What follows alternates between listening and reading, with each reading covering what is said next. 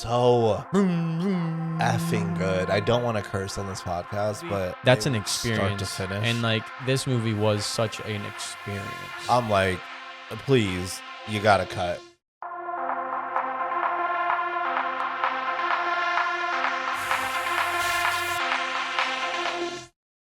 Hi guys. Welcome. What's up, you guys? I'm Kenny. I'm Reilly. And welcome to another episode of Rated KR Podcast. Today we are actually reviewing, we just left theater, we are reviewing F1.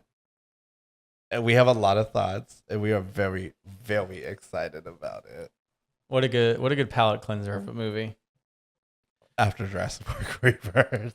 But first, the last review, we started off with a game where I kept 5 and cut 5.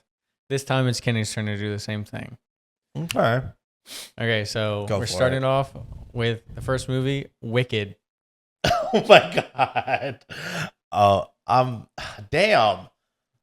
I hate musicals. That's the best musical I've ever seen. And it was my number 1 for 2024, so it has to get kept. Okay. I feel like you're psyching me out. Good choice. Okay. No, that's a good choice. I'll keep it. All right, next movie. This is not all just new movies. This is just going to seem like it for a second. Flight Risk. We could cut that. I am the fact when I was on our letterboxes, I was putting Jurassic World Rebirth in there, and I was trying to fight whether it was better or worse than Flight Risk. But nonetheless, still bad. I'm cutting that. No, thank you. Oh, you're cutting that. Well, what about this next movie? Y'all need a pilot? Friendship. Yeah, no, we could cut that too. What's next? Rebirth? No. No, that's all the movies that are new. But that's okay. So we're at 1. Keep Gladly 2 cuts. cut those. All right. way. Next movie is Catching Fire. That's in my top 10. Yeah, we're keeping it. Okay. Katniss Everdeen, I'll keep. And honestly, I like Catching Fire. As far as the whole franchise, that's my favorite. That's my favorite too. Oh, okay, yeah. We'll keep that one. All right, this next one, I don't know if you're gonna keep it or not. Scream.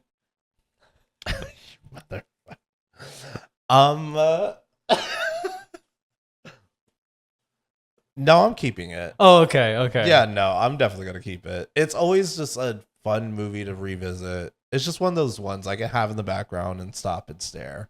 Yeah, I'm keeping it. All right, next is the one you've seen, Planet of the Apes.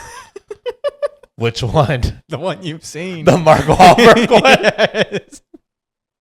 Yeah, no. 2 Mark Wahlberg films that are cut. Yeah, no, I'll cut that one. And I've seen 2, thank you very much. I've seen Kingdom. Oh, that's true. Yeah. All right. Next movie is Kill Bill. Is that volume 1? Yes. Oh, yeah, I'm keeping that one. Like, I don't care. It's in my top 4. Yeah. What's next? The Bodyguard? No, next movie is The Suicide Squad. The second one? No, we could cut that. I'm so mad. No, I could happily cut that one out. No, thank you. I'm good. Ew. All Nope. right, you just got. I got 1v1. You got one of each left. Yeah. All right. I know you're gonna play a game next here. movie I hate you. is the original Lilo and Stitch. Oh my god. You know what the problem is I know you are going right behind him. He's staring at you. He's saying, "Please, Kenny, don't cut me." Well, this isn't the remake. This is here's the problem. Please, Kenny, don't cut me. I will. If I keep it, I know you're gonna come with some backhanded crap. I know you're gonna say something that's gonna make me want to commit the Suicide Squad. We don't know what'll happen.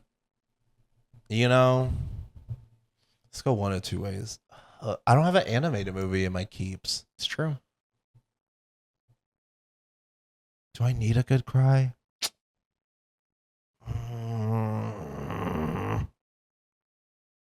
Damn you, the original? Mm-hmm. Damn it, that's my favorite Disney movie. I'm gonna kill you. I'm keeping it. All right. What's my last one? What am I cutting? I swear, if you say The Bodyguard, I'm gonna punch you and square in the face. I knew you were gonna play those games.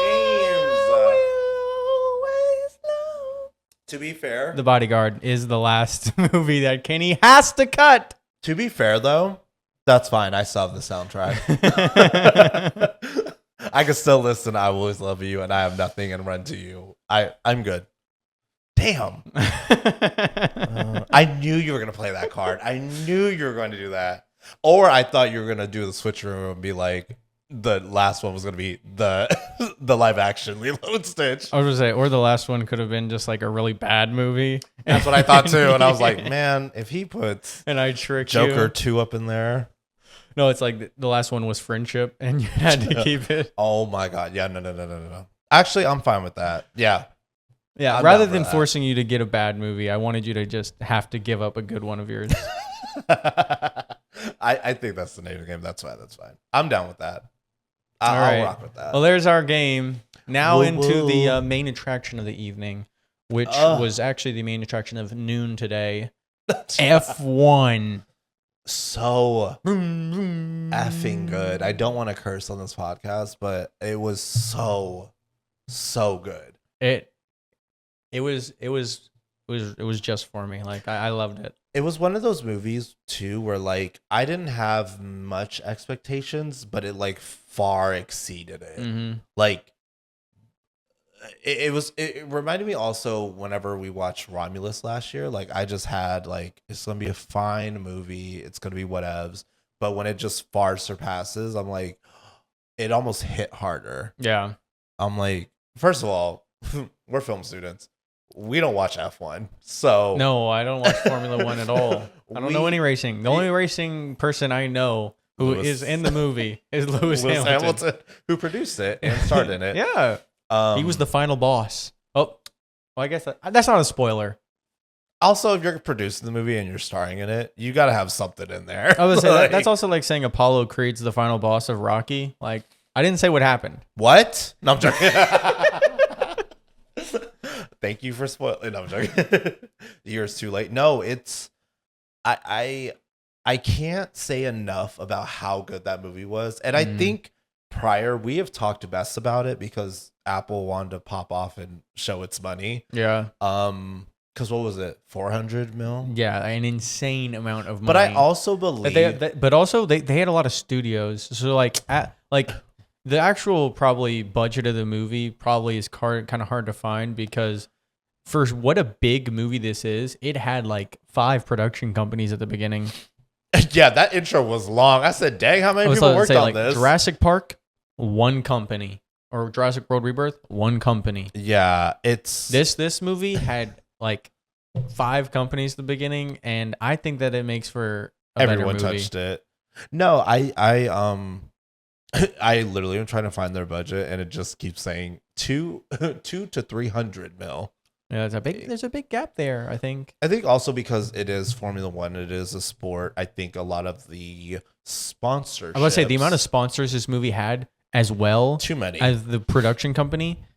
This movie definitely like had so much money thrown at it from everybody. They had Take 5 oil change at the end. I was like, pop off, Queen. Like I don't know. Like every company you think of, literally the Las Vegas before, I just saw Vegas all over like the stands and stuff. Like that was the one thing that caught my eye, and I was like, so y'all just having a whole city sponsor this movie? Yeah, I think it was a lot of money getting thrown into it, but a lot of money being tossed back. Being like, well, I felt the money. No, I felt rich. Yeah, I felt luxurious in there. Like we saw this in IMAX, and upper echelon. This was one of like the best IMAX movies. Like, this is right there for me with Dune 2 in IMAX because it's IMAX the whole movie, and it just looks incredible. You know what? I agree. The fact that it never.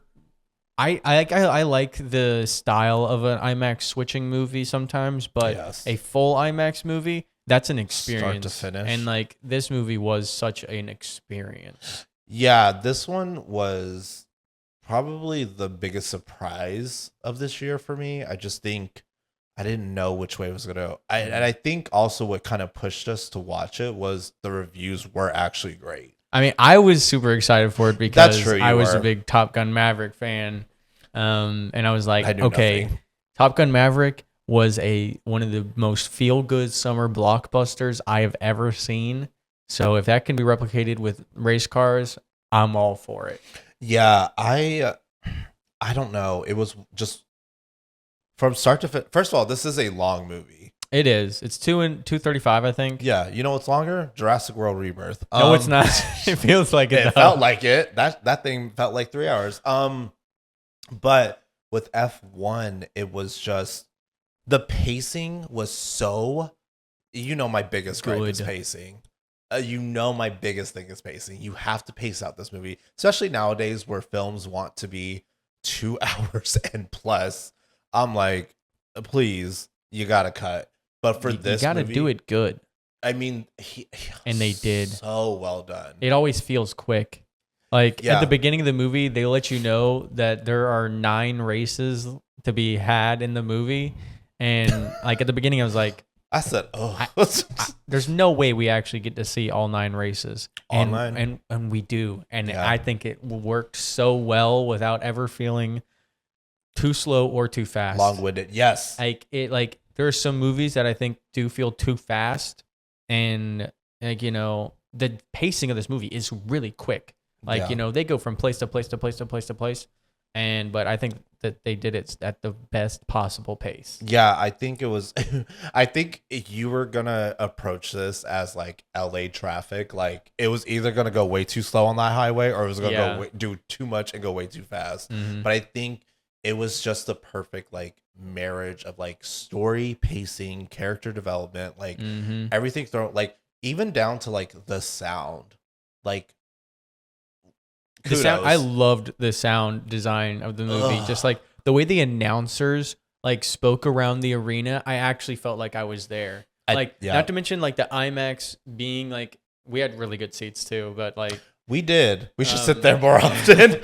like we were in the perfect like center of everything, and everything just sounded so like perfect. Yeah. It really did. It wasn't. I think it's the crazy thing is like whenever I go into a film, I don't ever really think about sound design, but when it's done right, Yeah. you like. And when it's done wrong, like when I'm like, what are they saying? Quiet Place Day One. We'll get to it, but I think it was just like everyone that worked on that movie, like, good job. Like I can't. Performances were great. I love all the actors in this movie. Them. Like Down to the 4 that were the 4 announcers for the team. I am a huge Javier Bardem fan. So just Loved like him him in the this. movie, just like just send it over there. But one thing, Brad Pitt, great. oh yes. But one thing I will say is that I do think that this movie could have had, I think, stronger female characters. There's only 2 in the whole movie, and one of them is the only pit crew member to mess up. Yeah. So it's just like, And then the car designer lady. and then the car designer lady who, before Brad Pitt shows up and starts giving her a little bit of advice, has the worst car in F1. Yes. So it's just and like, but also wants to act like she got the best car in F1. Yeah. I said, girl, that ego and that. so it's like, I will say it could portray its female characters maybe a little bit better, but I think also it's F1. It was kind of like they knew what target audience they were going to catch. yeah, I just, there's no reason not to have stronger female characters. That's true. I think if we're going to talk about problems, my only problem, and I don't know if you caught this, but in the racing scenes, they were filmed extremely well, right? Mm-hmm. It was to the point where it felt like I was in a video game, like playing Need for Speed, Gran Turismo, like first person, like it was hitting everything right. I think that's why I enjoyed it so much, was because the racing scenes were done so well. My only gripe in the racing scenes were Or are you what? looking at? No, what? Or what? So whenever you have the POV, not from his eyes, but from the opposite, like the windshield, Brad Pitt is doing this, right? And it's just close up, right? My issue was there was too many times where his hand would just take up the whole screen. Okay, the first time it did that, or okay, every time it did that I until the said last. first. Okay, every time The it did that until last the last race. The last race when it did that was good. Okay, did you catch it? Yes. Because it happened. And I said, "Mother," and then when it slipped back, I said, "Oh, That was good. That was really I good. said, "Oh, y'all Because slipped." maybe the point of it being earlier in the movie is just to justify that transition later on. Maybe because I was really getting fatigued with like just his whole palm and wheel in the frame, and I'm like, cut it, like flip to another angle. And I think it's like to But the also payoff at the show end. some of the like the parts of him like becoming him. I Like, think with the yeah, balls and then the I get racing. it. I think it was also like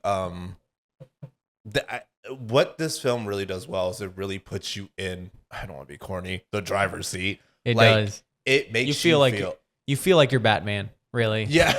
Like yo, I felt like I could do. I said I could race. Like I felt luxurious in there enough to be like I could hang with F1 team. Like it was such a experience to be within it and feel like you're a part of it while also having a strong storyline that raises the stakes every time Consistently. and not a single point did I feel like it plateaued like story wise. Like I just felt like when it comes to a summer blockbuster movie, having there be a plot is fine, but to always throw something into the story to give it a little more life and like raise the stakes so that the Without losses are jumping real the shark, losses. or, Right? Or just like making it be like what? Yeah. No, it all flowed. It all made Mhm. sense. And each like 20-30 minutes, it just felt like there was something else. And it was like, it all made sense. I felt like the whole movie was a steady incline and just like constantly just like, oh, yes. But I will say the non-racing part of Las Vegas, particularly just the poker scene, I think that scene was a little campy and corny for this kind of movie that was so serious and like, not necessarily serious because there's some jokes a lot of the time, but yeah, it's just like that Swan. scene is the campiness. Yeah, I understand. I think it was also like, I don't know. Maybe they just thought that because they're in Vegas, let's do a poker and he's thing. got a gambling addiction. Yeah, I think also they had to throw in like. I would say it's just like there's some really serious topics like during that scene. Yes. And then but the music and everything is like it's still lighthearted. It was also slight montage-y. Yeah. And I was like, because I thought they were going to do one hand, and then they played a full game of poker. And yeah, with not even chips, they use these glass beads. Yeah. Even though they're in like a casino. They're in the supper room, which also I'm like, maybe someone paid the money. They're like, you have to use this. I'm like, all right. I didn't mind that scene. It didn't take me out. It's not like I like hated it or anything. It's just like I was like, unnecessary. I don't know if this belonged in this movie. I got it. And it was really just the tone shift that they're like talking about super like serious things. Yeah, I think, and the poker hands too. It's just like they didn't even get like anything crazy. They were getting pairs. I said no one's gonna win with a royal flush. Like, come on. Like, they made it very realistic poker. I'll say pairs, that. got 2 5s and 2 4s. I'm like, okay, and yeah, the highest hand. Probably what would happen if I just dealt a random hand of poker. The highest hand I saw in that whole game was a full house. Yes, I said, and it was the homegirl that got it. Homegirl that got it. Yeah. I didn't mind it. I understand your grievances with it, but I think just overall, like, it just is the only that's just like is the only reason why I'm bringing this from a 5-star to a 4.5. I was just 4.5. Yeah. I think it was the hands for me. Also there was a scene.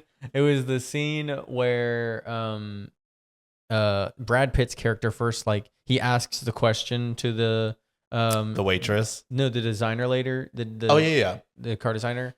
And like he keeps drinking the beer, but like the beer keeps like barely going down in the glass. I didn't notice that. Like I kept on noticing. I'm like, man, they keep taking sips, but the beer is not going anywhere. He done drank 2 full beers and see continuity. I didn't notice that. That was the only time I like actually even noticed it because everything else is just so fast paced. It's the scenes where they really slow it down that your brain is just moving at 1,000 miles a minute. And Yeah. you're just you're really like looking around at everything. You're like, Yeah, and I think also on an IMAX screen, you're just always like your eyes are just always Yeah. kind of wandering. the smallest things become the biggest mistakes.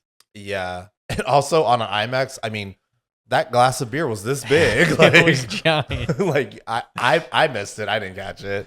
It was just, I think I just like, I clocked it immediately and it was like the only thing I could notice. Really, that's so funny because I actually did notice. I think a big reason I actually do like this is that it does have a lot of heart to it. And I think So with a much. summer blockbuster, Not as much as Maverick, but still Right. so much. Yeah, I think what kind of tugged at my heart was having somebody who was young trying to chase their dreams, and then having a quote unquote older person Yeah. trying to chase their dreams later in life. I mean, it's very Reclaim their dreams. very reminiscent of me and you. I'm like, I'm old. Like I'm trying to do film. But I think it was like it was inspiring in a way to kind of see like the way that they dealt with the story and the dialogue fits to anybody trying to achieve anything, like Mhm. any goal that seems impossible. Yeah. And it didn't like I think it was also at the end, you kind of didn't know, like, oh, are we gonna win? Like, are these characters actually gonna get the fulfillment, or could it go like again? The stakes were raised so heavily that it was like, oh, this could just all be bad at the end, and Yeah. we won't get a happy ending. But I just think it was just done extremely well, especially for a summer blockbuster movie. Like, I'm sorry, I don't know if you're gonna be able to compete with the rest. Like, as far as like summer blockbusters are coming out, like we have Superman coming out, we have Fantastic Fantastic Four, like Freakier Friday, like Four. Well, yeah, that's going to compete. I just think that if we're just gonna go off summer blockbusters, and we'll come back, we'll harken back to it at the end of the summer. I don't think there will be a better. I don't movie think than that I'm F1. going to like anything more than this. Yeah, I and mean, honestly, it's not my number. My number one is still Nisa 2, but this is my number 2. my number one is still Lilo and Stitch. Lilo and Stitch is better than this movie. It is. Also, well, Nisa 2 is my number 2, and and F1 is number 3.